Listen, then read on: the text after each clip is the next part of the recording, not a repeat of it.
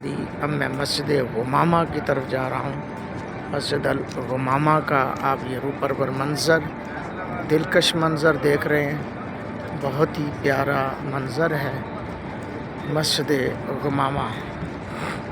जी हाँ जी, मस्जिद गुमामा आप देख रहे हैं, मस्जिद गुमामा। जी हाँ, मस्जिद गुमामा की तरफ जा रहे हैं। वहाँ पर इंशाअल्लाह सबसे पहले हज़रत अबू बकर सिद्दीक़ पाक की मस्जिद में गया, फिर मौला अली पाक की मस्जिद, अब मस्जिद गुमामा मेरी नज़रों के सामने मस्जिद गुमामा है। अब आप देख रहे हैं मंज़र अल गुमामा, मस्जिद अल गुमामा।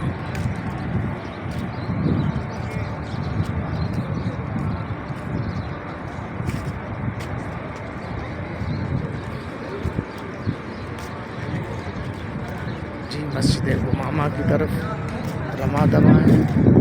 अभी हम ये गेट है में इंटर होंगे नवाफिल अदा करने की सादत हासिल।